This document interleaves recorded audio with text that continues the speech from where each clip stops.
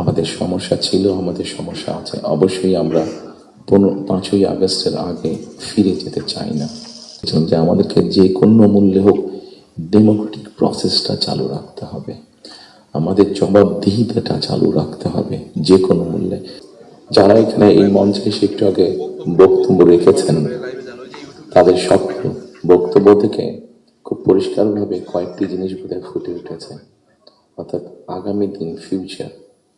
এবং ফিউচারটাকে যদি আমরা 2-3 ভাগে ভাগ করি, তাহলে একটি দেখতে পাচ্ছি, সেটি ব্যক্তি হিসেবেই হোক অথবা একজন সংবাদ কর্মী হিসেবেই হোক, আপনার স্বাধীনতা, আপনার নিরাপত্তা। আমরা আরেকটি জিনিস মনে হয় আমার চোখে যেটা পড়েছে যারা বক্তব্য রেখেছেন, সেটি হচ্ছে যে গণতান্ত্রিক বা রাজনৈতিক যে অধিকারটি মানুষের, আপনার, আমার, আমাদের সকলের, সেটির ব্যাপারে একটা কনসার্ন সকলে এক্সপ্রেস করেছেন। এবং খুব সম্ভবত একজন বক্তাই এখানে একটি কথা বলেছেন, সেটি হচ্ছে যে আগামী দিন, ফিউচারটা কেমন হবে। আমি দেশে অনেকদিন থাকতে পারিনি, কি কারণে সে প্রসঙ্গে গেলাম না, আপনাদের কম বেশি ধারণা আছে। তবে সারাক্ষণই দেশের সাথে আমার যোগাযোগ ছিল। দেশের মানুষের সাথে কি হয়েছে, এখানে মাহমুদুর রহমান সাহেব বলেছেন একটি উদাহরণ দিয়ে, ওনার প্রতি পূর্ণ সম্মান রেখে আমি বলতে চাইছি, ওনার সাথে ওনার রক্তমাখা ছবি এখনো আমার চোখের সামনে ভাসে। কাজেই ওনার সাথে কি হয়েছে আমি যেমন জানি, রুহুল আমিন গাজী সাহেবের সাথে কি হয়েছে, যেভাবে উনি মৃত্যুবরণ করেছেন জেলের মধ্যে, সেটি আমি জানি। এবং সবচেয়ে বড় বিষয় হচ্ছে আমার 60 লক্ষ নেতাকর্মী এবং তার থেকে আরেকটি হৃদয় বিদারক আমার জন্য হচ্ছে, সেটি হচ্ছে আমার মায়ের সাথে কি হয়েছে। কাজে এই ঘটনাগুলো যদি আমরা সকলে সবগুলোকে এক করি, তাহলে যারা দেশে ছিলেন আপনারা, তারা অবশ্যই আমার থেকে একটু বেটার ভালো জানবেন। তবে আমি একদম যে জানি না বোধহয় বিষয়টি তা নয়, আমার একটি ধারণা আছে। আমাদের সমস্যা ছিল, আমাদের সমস্যা আছে। অবশ্যই আমরা 5ই আগস্টের আগে ফিরে যেতে চাই না। আমার কাছে মনে হয়েছে নতুন প্রজন্ম একটি গাইডেন্স চাইছে, নতুন প্রজন্ম একটি আশা দেখতে চাইছে। শুধু নতুন প্রজন্ম না, আমার কাছে মনে হয়েছে প্রত্যেকটি প্রজন্মই মনে হয় কিছু একটি গাইডেন্স চাইছে। আমরা যারা রাজনীতিবিদ করি, আমাদের কাছে হয়তো অনেক প্রত্যাশা, সকল প্রত্যাশা হয়তো বা পূরণ করা সম্ভব নয়। এবং এদেশে 20 কোটি মানুষের মধ্যে একটি বড় অংশ হচ্ছে তরুণ সমাজের সদস্য।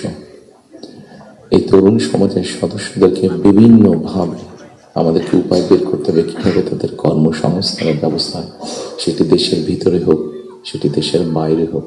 আমরা যদি এটি সক্ষম না হই এই কাজটি করতে, তাহলে আমরা 5ই আগস্ট বলি, 90-এর আন্দোলন বলি, 1971 সালের স্বাধীনতা যুদ্ধ বলি, আমাদের মনে হয় খুব সম্ভবত প্রত্যেকটি প্রত্যাশা ধ্বংস হয়ে যাবে। আপনারা এখানে অনেকে উপস্থিত আছেন যাদের অনেক লম্বা অভিজ্ঞতা আছে দেশ স্বাধীনের পর থেকে।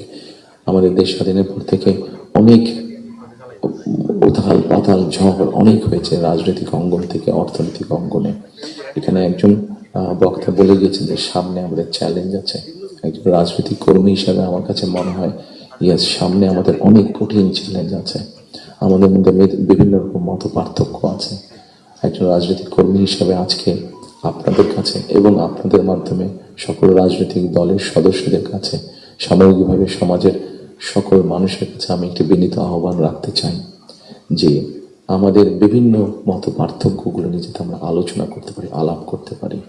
আমাদেরকে যে মূল্যে ডেমোক্রেটিক প্রসেস, যেটা আমরা 12 তারিখ থেকে ইনশাল্লাহ শুরু করতে যাচ্ছি। এখানে এনটিভির আমাদের ওনার নামটা আমি জি জহিরুল রহমান সাহেব অনেক আগে আমার একটা ইন্টারভিউ নিয়েছিলেন। আমি ওনাকে খুব সম্ভবত ওনাকে বলেছিলাম, অথবা মতি ভাই এখানে উপস্থিত আছেন, মানব জীবনের মতি ভাই, খুব সম্ভব ওনার ইন্টারভিউতে আমি বলেছিলাম যে আমাদেরকে যে কোনো মূল্যে হোক ডেমোক্রেটিক প্রসেসটা চালু রাখতে হবে, আমাদের জবাবদিহিতাটা চালু রাখতে হবে যে কোনো মূল্যে।